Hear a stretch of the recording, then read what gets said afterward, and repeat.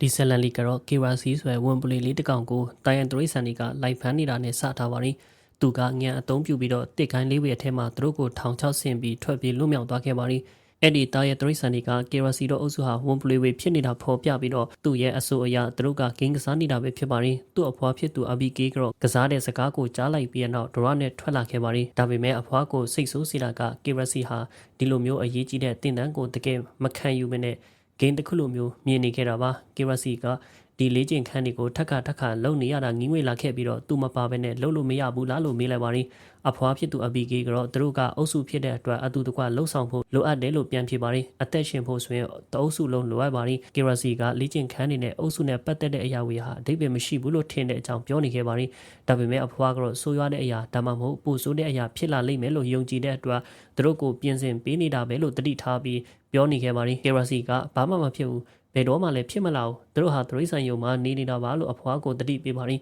အဖွားကသူတို့ကိုအန်တရရှိတဲ့ရန်သူသရိษံတွေကအဝန်းရံထားတယ်လို့ပြောလိုက်တော့ကားကြီးသစီသရိษံယုံအထက်ဝင်လာပြီးထူးဆန်းတဲ့သရိษံတကောင်အဲ့ဒီကနေထွက်ပြီးသွားတာကိုတတိထားမိလိုက်ပါရင်အဖွားက KYC ကိုထားခဲ့ပြီးတော့မကြခင်သူခံစားနေရတဲ့အန်တရကနောက်ဆုံးမှရောက်လာမှာပါလို့သူ့ရဲ့စကားကိုမှတ်ထားဖို့ပြောခဲ့ပါရင်အဲ့ဒီညနောက်ပိုင်းမှာပဲဒရိษံယုံလာတဲ့လူတွေအားလုံးကပိတ်ချိန်မလို့ထွက်ခွာသွားပြီးတဲ့နောက် KYC ဟာသူ့ရဲ့အဖွားစကားတွေကိုမတွေးပဲမနေနိုင်ပါဘူးသူကတော့ဆိုးရွားတဲ့အရာဘာမှမဖြစ်လာဘူးလို့ယုံကြည်နေခဲ့တာပါဘာပဲဖြစ်ဒီဒရိษံယုံမှာစိတ်ဝင်စားစရာဘာမှမဖြစ်ပါဘူးရုတ်တရက်ချင်းကအာကာသကိုပြောင်းသွားပါရီခရမ်းရောင်အုတ်ကခဲတစ်ခုဘဲကမမတိပေါ်လာခဲ့ပြီးတော့ကဘာအထဲဝင်လာပါရီ KYC ကအဲ့ဒါဟာမိုးပေါ်ကနေကျလာပြီးတော့ဒရိษံယုံမှာတက်ဆင်းတက်လာတာကိုတတိပြုမိလိုက်ပါရီဥက္ကခဲကရာပိုင်ထဲမှာဆင်းသက်လာပါရင်အဲ့ဒီမှာယုံတွေအိတ်နေခဲ့ပြီးအတန်ကြောင့်ယုံတကောင်နိုးလာခဲ့ပါပြီးယုံကခရမ်းရောင်ဥက္ကခဲကိုမြင်ပြီးနောက်အရန်ကိုအရသာရှိတဲ့အစားအစာလို့ထင်မှတ်သွားခဲ့ပါရင်ယုံဟာစားကြည့်ဖို့အတွက်ဆုံးဖြတ်လိုက်တဲ့အခါမှာရုတ်တရက်ကြောက်ဖို့ကောင်းတဲ့အတွင်ပြောင်းလဲမှု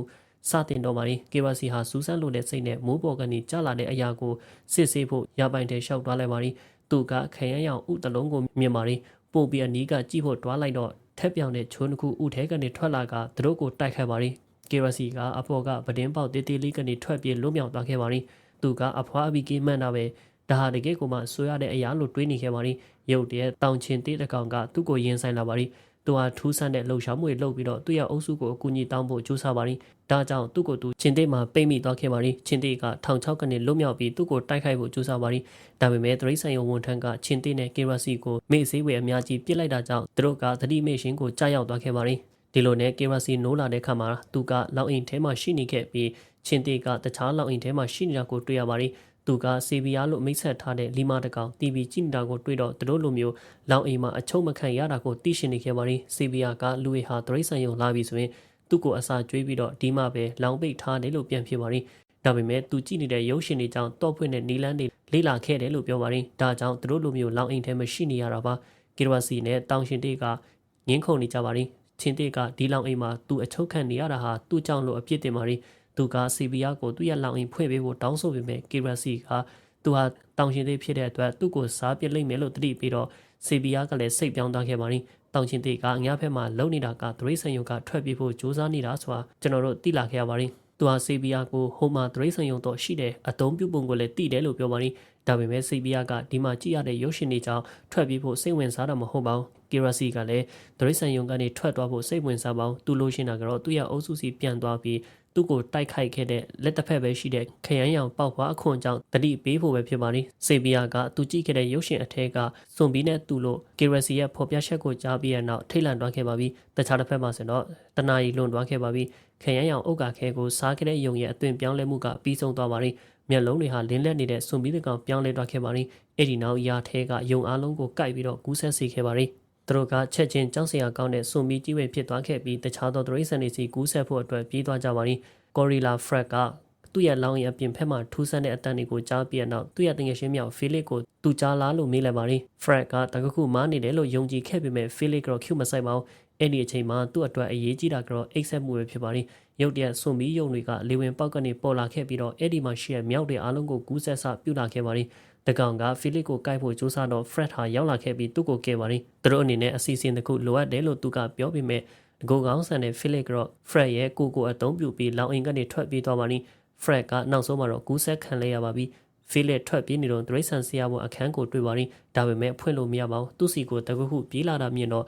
သူကအလိုအလျောက်တကားဖွင့်လိုက်မိပါရီဒရိတ်ဆန်ကဖလော်ရီဒါခေါ်ကီနီပစ်ဖြစ်နေခဲ့ပြီးဆွန်မီရဲ့လက်ထဲကနေသူကလည်းပြေးနေခဲ့ပါရီအပြင်မှာရှိတဲ့ကလာအုံညက် app ကသူတို့ကိုတကားကိုကင်ထားဖို့ပြောပါရီဘာကြောင့်လဲဆိုတော့ဆွန်မီကသူ့ကိုလိုက်နေလို့ပဲဖြစ်ပါရီဒါပေမဲ့ဖိလစ်နဲ့ဖရီဒါကတကားပိတ်ပြီးသူ့ကိုပိတ်ပြဖို့ကြိုးစားပါရီကန်ကောင်းတာကတော့ကလာအုံညက်ဝင်လာနိုင်ခဲ့ပါရီ app ဟာသူ့ကိုပိတ်ပြဖို့ကြိုးစားတဲ့အတွက်အရန်ကိုစိတ်ဆိုးပါရီသူတို့အချင်းချင်းတိုက်ခိုက်ဖို့ပြင်နေတော့မှပဲတောင်ချင်းတင်းတဲ့ဝန်ပလီတကောင်သူတို့နဲ့အခန်းတူတူရှိနေတာကိုတိပြီးရနောက်ကြောက်သွားခဲ့ပါရီဒါပေမဲ့လောင်အိမ်ထဲမှာနေရတာကိုတိတော့တက်တာသွားခဲ့ပါရီဒါပေမဲ့ဆီဗီယာကကီရီစီကိုလွတ်ပေးလိုက်တော့သူတို့အားလုံးနောက်တစ်ခါထိတ်လန့်သွားကြပါပြီဖိလစ်ကဖီရာကိုဆွဲကင်ပြီးသူ့အစားဒီကောင်မလေးကိုစားပါလို့ကီရီစီကိုပြောပါရီဒါပေမဲ့ကီရီစီကသူတို့ကိုတင်းငင်အောင်လုပ်ပြီးတော့အပြင်မှာဘာဝေဖြစ်နေတာလဲလို့မေးပါရီဖရီဒါကစွန်ဘီဝေဟာအခုစတော့ဒရိတ်ဆန်ယုံတစ်ခုလုံးကိုအုပ်စိုးနေပါပြီလို့ပြန်ဖြစ်ပါရီချင်းတေးကသူတယောက်ပဲလောင်အိမ်ထဲမှာအချုပ်ခံနေရတော့မှဖြစ်ပြီးတော့သူ့ကိုလွတ်ပေးဖို့ဘယ်သူကမှစိတ်ဝင်စားဘူးဆိုတာကိုသိလို့မတရားဘူးလို့မြင်ခဲ့ပါရီapp ကချင်းတေးကိုစမ်းတက်ဖို့အတွက်သူ့ရဲ့တင်ပါကိုပြပြီးတော့သူကဘယ်လိုပုံစံပြနေတယ်လဲလို့ပြီးတော့ချင်းတေးကမခံနိုင်ပဲသူ့ကိုချိုးမိတဲ့အရာသာရှိတဲ့ငှက်လို့ခေါ်လဲပါရီapp ဟာဒါကြောင့်ပဲအသားစားတက်သွားပြီးသူတို့ရဲ့လောင်အိမ်ထဲမှာပဲနေရလိမ့်မယ်လို့ပြောပါရီဒါပေမဲ့ KVC ကတော့ပိန်တဲ့အတွက်ချွန်းချက်ပါဖိလစ်ဟာသူကဒီနေရာမှာအတော်ဆုံးတက်သွားဖြစ်တဲ့အတွက်သူကတာဝန်ယူမယ်လို့ကြေညာပါရီဒီလိုမျိုးအငင်းခုန်ဖြစ်နေတော့မှပဲတခါကကြေလောင်တဲ့အတန်ကြောင့်သူတို့အလုံးထိတ်လန့်သွားခဲ့ပါပြီKVC ဟာတခါကိုတွားကင်ပြီးတော့တခြားလူကိုအကူအညီတောင်းပါရီဒါပေမဲ့သူတို့ကသူ့ရဲ့ဆွလို့မှုကိုတန်ဖိုးထားတယ်ဆိုပြီ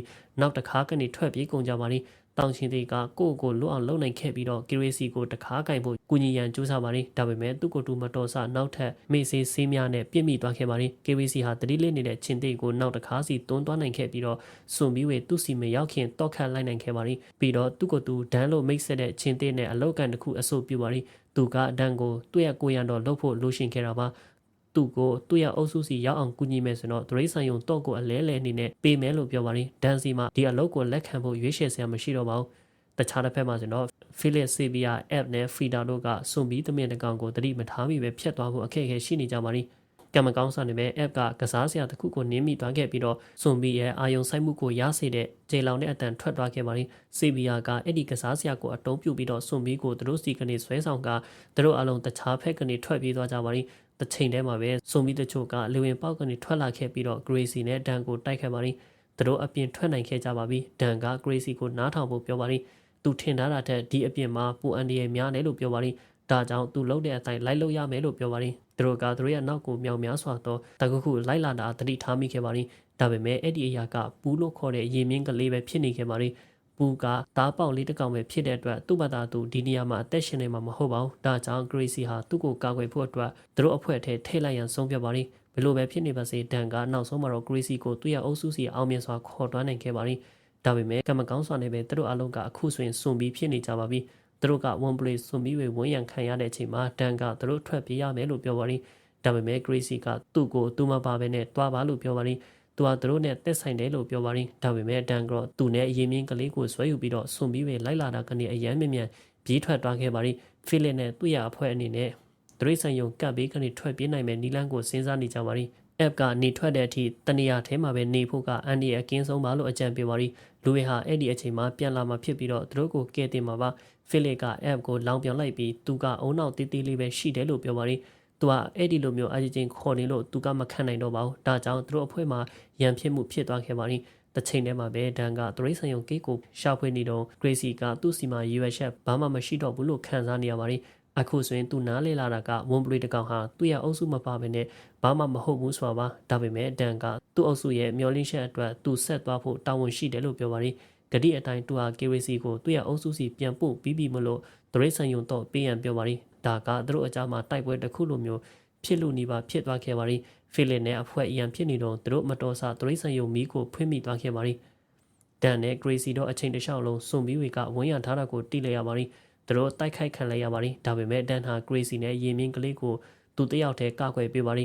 ဒီတိုက်ပွဲအတွင်းမှာဖိလစ်နဲ့သူ့ရအဖွဲ့ကသူတို့ကိုအခန်းတစ်ခုအထဲကနေတတိထားမိလာခဲ့ပါရီဖိလစ်ကအဒန်စီမှာအဖွဲ့မတိအောင်ဒရိတ်ဆန်ယုံကိတ်တော့ရှိနေတာကိုတတိထားမိလိုက်ပါရီဖိလစ်ဟာသူတို့ကိုစွန့်ခွာခဲ့ပြီးတော့ဒရိတ်ဆန်ယုံကနေထွက်ပြေးဖို့ဒန်စီကနေတော့ကိုခိုးရန်ကြိုးစားသွားပါရီ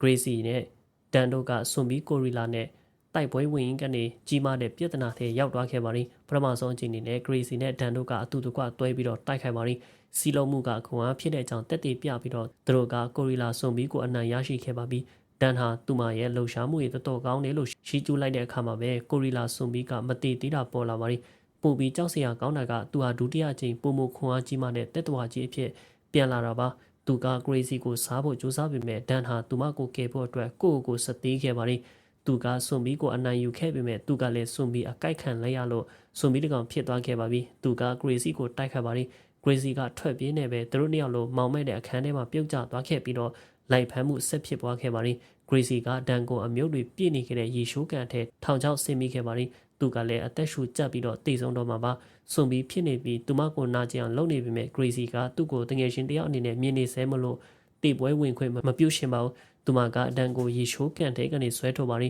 ိဒါပေမဲ့အန်အောစရာကဒန်ဟာစွန်ဘီမဟုတ်တော့ပါဘူးဒန်ဟာစွန်ဘီဖြစ်နေတဲ့အချိန်မှာတော့မှသူ့ကိုမစွန့်ခွာတဲ့ crazy ရဲ့မိတ်ဆွေကောင်းပီတာမှုကိုအန်အောနေတဲ့အချိန်မှာပဲ crazy ဟာဒန်ဆက်ပြားနဲ့ရေတောက်မိတဲ့အတွက်ပုံမှန်အခြေအနေပြန်ရောက်သွားတော့ကိုတတိထားလိုက်မိပါလိဆိုလိုတာကဆက်ပြားနဲ့ရေဟာကုသစေဖြစ်နေခဲ့တာပါအခုဆိုရင်သူမကသူ့အုပ်စုနဲ့တရိတ်ဆန်ယုံတစ်ခုလုံးကိုဘယ်လိုမျိုးကဲတင်ရမှလဲဆိုတာသိသွားခဲ့ပါပြီဒါပေမဲ့စိတ်ပြားနဲ့သူ့ရအဖွဲ့ကိုလိုအပ်နေသေးပါလိဒါပေမဲ့ဒန်ကသူတို့ကိုယုံကြည်လို့မရဘူးသူတို့ကလည်းမလိုအပ်ဘူးဘာကြောင့်လဲဆိုတော့သူတို့စီမှာတော့ရှိပြီးသားမလို့ပဲလို့ပြောပါလိ crazy ကဒန်ကိုမေးလိုက်ပါလိတကယ်လို့များတခြားသူတွေကိုယုံကြည်ဖို့နဲ့အတူတကွအလုံးလုံးဖို့ကတခုတည်းတော့နီလန်ဖြစ်လာမယ်ဆိုရင်ဘယ်လိုမျိုးလှုပ်တော့မှလဲလို့ပြန်မိခဲ့တာပါဒန်ကသူမကိုပြောပါလိအဓိကကြတဲ့အခါမှာလူဝိုင်းကသူတို့ဘာသာရှိနေကြတာပဲသူနဲ့သူမတော်မှအခုလိုမျိုးဖြစ်နေတာပဲလို့ပြန်ပြောပါလိသူကသူတတ်သိကင်းမဲ့ခဲ့တာမဟုတ်ပါဘူးဒါပေမဲ့လူဝိုင်းကိုကဲတင်နိုင်တယ်လို့တွေးလောက်အောင်အယူမဟုတ်ဘူးလို့ပြောပါလိကေရီစီကသူ့ကိုထပ်မိပါလိသူဟာဆက်ပြကြီးအထက်နင်းမြုပ်နေတော့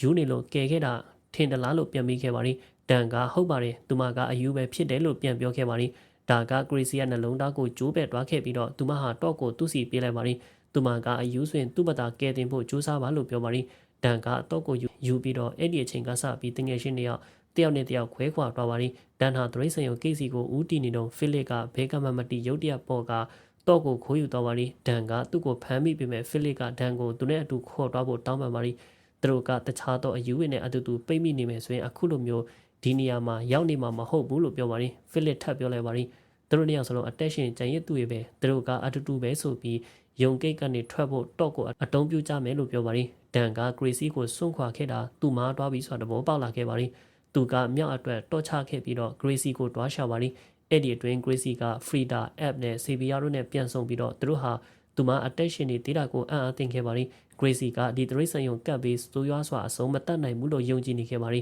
ိဘာကြောင့်လဲဆိုတော့သူမစီမှာအစီအစဉ်တစ်ခုရှိနေလို့ပါစပ်ပြနဲ့ရေကအဖြစ်ဖြစ်ပါလိဒါပေမဲ့ app ကတခြားတရိတ်ဆန်တွေကိုကဲတင်ဖို့အတွက်သူ့ရဲ့အသက်ကိုစွန့်စားခံမှာမဟုတ်ပါဘူးရုပ်တရက် Gracie ကအရန်စိတ်လှုပ်ရှားစရာကောင်းတဲ့မိခွန်းတစ်ခုကိုပြောပြီးတော့သူတို့အားလုံးကိုတူမရဲ့အစီအစဉ်ပေါ်စိတ်ဝင်စားလာစေခဲ့ပါလိချက်ချင်းပဲသူတို့ကအစီအစဉ်ကိုဆက်လက်လှုပ်ဆောင်ပါလိပထမဆုံးသူမဟာမကောင်းစွာကိုဆွဲဆောင်နိုင်မဲ့အရာအားရှာဖွေပါလိအဲ့ဒီနောက်ဖရီဒါနဲ့ပူးတို့ကတိတ်တဆိတ်ဆက်ပြယူမှာဖြစ်ပါလိပြီးရင်တော့ app ကစွန်ပြီးစင်ဘလူးဟာသူ့ကိုလိုက်လာစီမယ်လို့ပြောပါလိဆေဗီယာကတော့ကျိုးတစ်ချောင်းနဲ့ဆင်ရဲ့အရှိမရက်မှာပါတစ်ချိန်တည်းမှာပဲဖီလစ်ကနောက်ဆုံးမှာယုံကိတ်ကိုရောက်လာခဲ့ပါပြီသူကတော့ကိုတုံးပြီးကိတ်ဖွင့်ဖို့ကြိုးစားပေမဲ့စွန်ပြီးဖားအများအပြားကသူ့ကိုတားဆီးပါလိသူတို့ကသူ့ကိုသူတို့လိုပဲစွန်ပြီးဖြစ်အောင်အားလုံးခုံလိုက်ပါလိတခြားတစ်ဖက်မှာတော့ Gracie ဟာစွန်ပြီးအားလုံးကိုကျင်းမြောင်းတဲ့နေရာစီဆွဲဆောင်နိုင်ခဲ့ပြီးတော့စပ်ပြရည်လောင်းဖို့စီစဉ်ပါလိဒါပေမဲ့စပ်ပြနဲ့အတူရှိတဲ့ Frida နဲ့ပူးတို့ကိုစွန်ပြီးဝေကဝိုင်းထားလို့အဆင်မပြေတော့ဘူးလို့ထင်ရပါလိအရေးကြီးဆုံးချိန်မှာဒန်ကရုတ်တရက်ပေါ်လာပြီးတော့သူတို့အားလုံးကိုကဲတင်ခဲ့ပါလိသူက Gracie စွန်ပြီးဝေကိုဆွဲဆောင်ထားတဲ့နေရာစီစပ်ပြအားတွန်းပို့ပြီးတော့ဆေဘီယာကသူ့ရဲ့ဂျိုးကိုအတုံးပြူပြီးစွန်ပြီးစင်ကိုထိန်းချုပ်ကရေကန်ကိုဖြတ်စည်းလိုက်စေခဲ့ပါလိရေကန်ကအလုံးရင်းနဲ့ရေဝေထွက်လာခဲ့ပြီးတော့စပ်ပြနဲ့ရောနှောသွားတဲ့အတွက်အမြုပ်တွေအများကြီးစွန့်ပြီးအလုံးကိုဖုံးလွှမ်းသွားပါလိ Gracie နဲ့သူ့ရဲ့တငယ်ချင်းတွေအဆင်ပြေသွားပြီလို့ထင်ပြီးတော့ပျော်ရွှင်နေတော့မှပဲစွန့်ပြီးတရိတ်ဆန်တွေကသူတို့ကိုသူတို့ပေါင်းစည်းလိုက်ကြပြီးတော့အရန်ကိုကြီးမားတဲ့တက်တော်ကြီးဖြစ်သွားခဲ့ပါလိဒီတစ်ခါမှသူတို့အလုံးနီးပါးမလွတ်မြောက်နိုင်ကြတော့ပါဘူးသူတို့ကလည်းစွန့်ပြီးအဖြစ်ပြောင်းလဲသွားကြပါလိ Gracie ကစိတ်မကောင်းဖြစ်ပြီးတော့အရာအလုံးအတွက်သူ့ကိုယ်သူအပြစ်တင်နေပါလ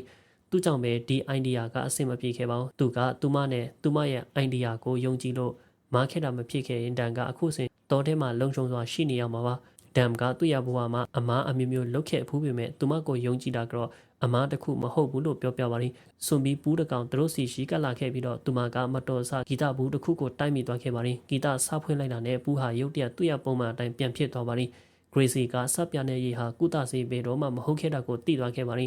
ဂီတသရှင်ကကုသဆေးပဲဖြစ်တာပါဒါပေမဲ့သူတို့ရဲ့အစီအစဉ်အကောင့်ထဲမှာဖော်နိုင်ခင်မှာပဲစွန်ဘီဘလူးကြီးက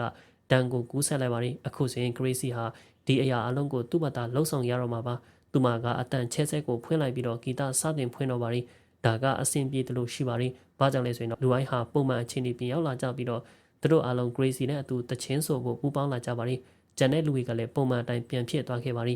ဒီလိုနဲ့ပဲဆက်ကားကအဆုံးသတ်သွားခဲ့ပါရီယေရှုဗျာပရိသတ်များအားလုံးယေရှုထူတင်ရှိပါခင်ဗျာ